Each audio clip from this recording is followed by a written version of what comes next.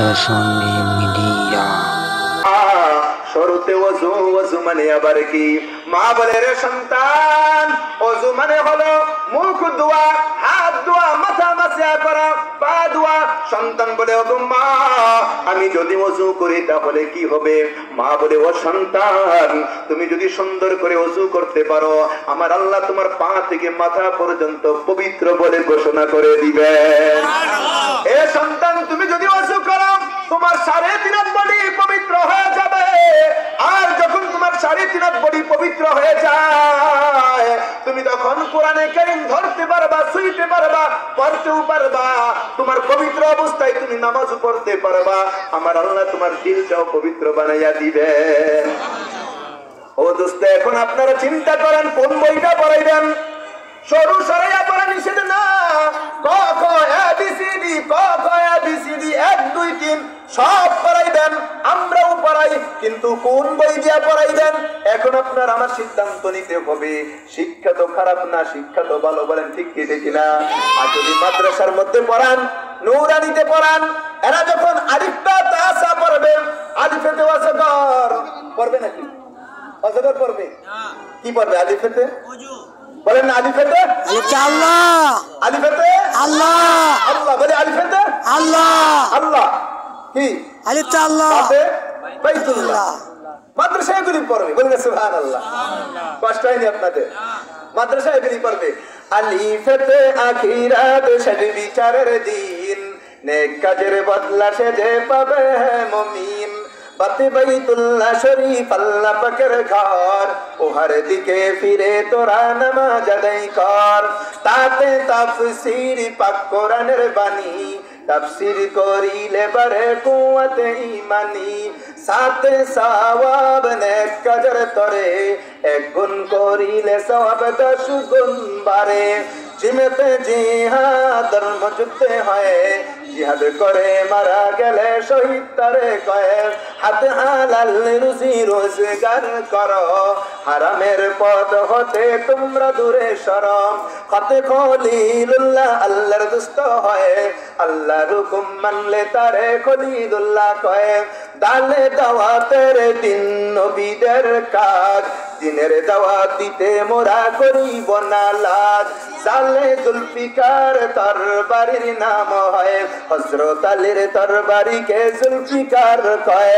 রাতে রাতটাকে রিজিক দেন যিনি, রিজিক খেয়ে করিব না তাহার নাফরমানি। যাতে জবুর কিতাব আল্লাহ পাকের কালাম, আল্লাহ হতে পাইছেন যিনি দাউদ আলাইহিস সালাম। সিনেতে সাইয়্যিদুল মুরসালিন মুদের নবী হয়, রাহমাতাল লিল আলামিন আরো তাকে কয়। সিনেতে শহীদ ধর্মযুদ্ধ হয়, বেহেশতেতে যাবে তারা জানিও নিশ্চয়। সাদেতে সাওমুন যাহার রোজা, রোজার মাসে বন্ধ থাকে কবরেরই সাজা। দোয়াতে দলিন আলহামদু শেষ, পথ হারা হয় না যেন আল্লাহর আদেশ। সুবহানাল্লাহ। মাদ্রাসায় পড়াইলে এগুলি শিখবে। ও দোস্ত, পড়াইলেন, IA pass, BA pass, MA pass সব করাইলেন, ভালো কাজ করেছেন। যদি কোরআনটা শিক্ষা দিতে না পারেন, আমি বলবো এমএ পাস করার পরে সে মূর্খ রয়েছে। কি শিখাইলেন? কোরআনটা শিখান নাই। আগে কোরআন শিখান, আগে কোরআন শিখান, তারপর স্কুলে পড়ান, কলেজে পড়ান, ভার্সিটিতে পড়ান। সে যাই হবে আল্লাহ তাআলা তাকে নূরানি বানাই দিবে। আজকে আমাদের দেশে কোরআন শিক্ষা না থাকার কারণে অনেক আছে ডাক্তার নামে ডাকাত হচ্ছে, অনেক ইঞ্জিনিয়ার নামের চোর হচ্ছে। রাগ করেন আপনারা? সবাই না, সবাই না, সবাই না, কিছু কিছু এমন আছে ডাক্তার নামের ডাকাত। দোস্ত, বাস্তব ঘটনা বলি। গত বছর আমার এক ভাই রাস্তায় মাহফিল থেকে যাওয়ার পথে অ্যাক্সিডেন্ট করলো। ডাক্তারের কাছে নিলাম, নেওয়ার পরে আমাকে একটা লিস্ট ধরিয়ে দিল যে 18টা পরীক্ষা করাইতে হবে। কয়টা? 18টা পরীক্ষা করাইতে হবে। ডাক্তার সাহেব বিল আসবে কত? 16,000 টাকা। সর্বনাশ, একটু সাধারণ একটু অ্যাক্সিডেন্ট, 18টা পরীক্ষা, 16,000 টাকা, দরকার নাই, চল আরেকটা ডাক্তার দেখাই। আমরা আরেক ডাক্তারের রুমে ঢুকলাম। ডাক্তারের রুমে গিয়ে আশ্চর্য হয়ে গেলাম, এইটা আবার কেমন ডাক্তার? ডাক্তার মাথার মধ্যে টুপি, আবার মুখের মধ্যে দাড়ি, পরনের মধ্যে জুব্বা।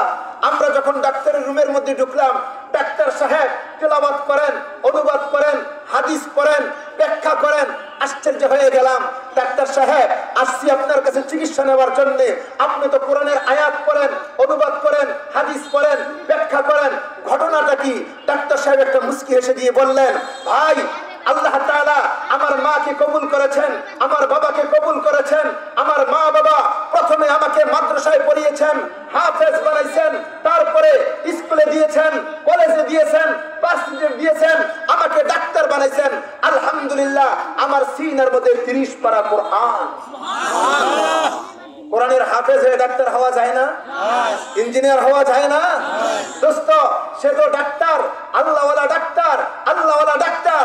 বললাম ডাক্তার সাহেব, অনেক কথার পরে বললাম ডাক্তার সাহেব আপনি দেখেন, চিকিৎসা করেন, বলেন পরীক্ষা লাগবে কয়টা, কি করতে হবে?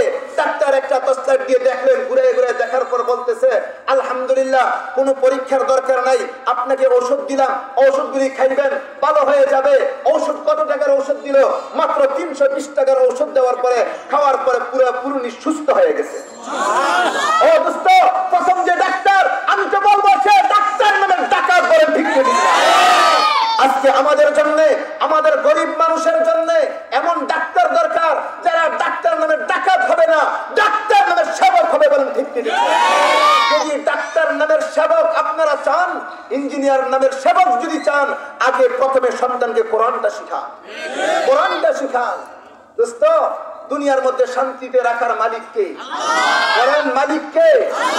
আল্লাহ তাআলা। কে ডাক্তার হবে, কে ইঞ্জিনিয়ার, কে ধনী, কে গরিব, কে রাজা, কে ফকির, আল্লাহ এগুলি দেখে না। আল্লাহ শুধু দেখে মানুষের কলব, কার কলবটা সুন্দর, কার মনটা সুন্দর, এইটা আল্লাহ দেখে। আমি তো মাঝে মধ্যে বলি, ও দোস্ত, আপনারা মনে করেন ইমাম সাহেব জান্নাতি, বক্তা সাহেব জান্নাতি, পীর সাহেব জান্নাতি। দোস্ত, না না না, এইটা মনে করবেন না। আরে কে জান্নাতি, কে আল্লাহওয়ালা, এইটা আপনি বলতে পারেন না, আমিও বলতে পারি না। পারেন একজনে, তিনি কে? বলেন না কে? আমরা তো মনে করি এই দুনিয়ার মধ্যে সবচেয়ে দামি মানুষ বক্তারা, ইমামরা, না না। দোস্ত, মাঝে মধ্যে আপনাদেরকে নসিহত করি, এটা মনে করেন না এই কথাগুলি আপনাদের জন্য শুধু এমনটা না, এই কথাগুলি সর্বপ্রথম আমার জন্য, আমার জন্য। মাঝে মধ্যে টেনশন করি, যখন জুমার বয়ান করি, মাহফিলের মধ্যে বয়ান করি, টেনশন করি, হায় রে আমি বয়ান করি কেন, হায় রে আমি নামাজটা পড়াই কেন, জুমার খুতবা দেই কেন, আমাকে বেতন দিবে এই জন্য, এই জন্যই যদি খুতবাটা দিলাম, এই জন্য যদি নামাজটা পড়াইলাম, এই জন্য যদি বয়ানটা করলাম, হাসরের ময়দানে আল্লাহর কাছে চেহারাটা দেখাইবো কিভাবে? আমার তাহলে কি রইল? আমার রইলটা কি?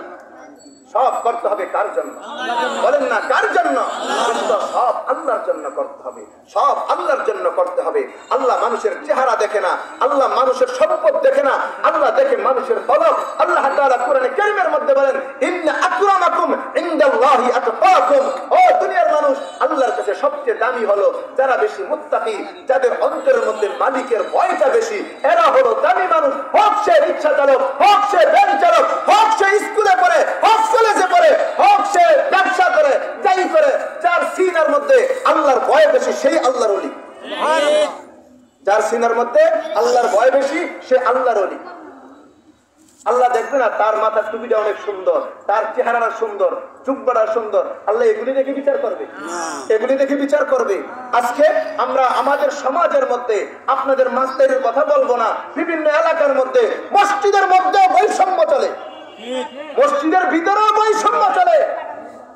সামনের কাতারে একদম জায়ে নামাজ বিছায় রাখছে, এইটা সভাপতির, এইটা সেক্রেটারির, এইটা ক্যাশিয়ারের, আছে না নাই? সামনের কাতারে গরিব মানুষ আসতে পারবে না, বসতে পারবে না, নামাজ পড়তে পারবে না, আছে না নাই? আর আমরাও মাঝে মধ্যে এমনটাই ওয়াজ করি, বিশেষ করে রোজার ঈদের দিন আমরা বয়ান করি, আজকে ঈদের দিন, মহামিলনের দিন।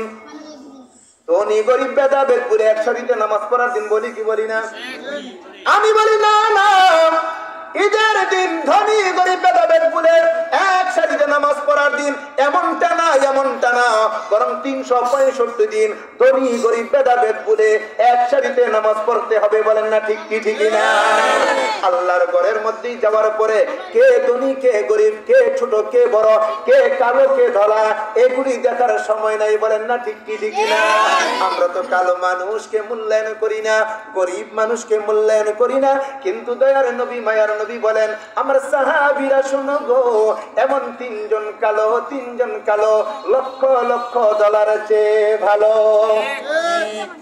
কালো মানুষকে মূল্যায়ন করতে চায় না, কারণ তারা তো কালো মানুষ। নবীজি বললেন আমার সাহাবীরা শোনো গো, এমন তিনজন কালো লক্ষ লক্ষ ডলার চেয়ে ভালো। এক নাম্বার কালো লুকমান হাকিম। লোকমান হাকিমও বলা যায়, হেকিমও বলা যায়। হাকিম মানে হলো বিচারক, হেকিম মানে ডাক্তার। লোকমান তিনি বিচারক ছিলেন, তিনি ডাক্তার ছিলেন, হেকিমও বলা যায়, হাকিমও বলা যায়। এক নাম্বার লোকমান হাকিম, তিনি ছিলেন খাটো মানুষ, তিনি ছিলেন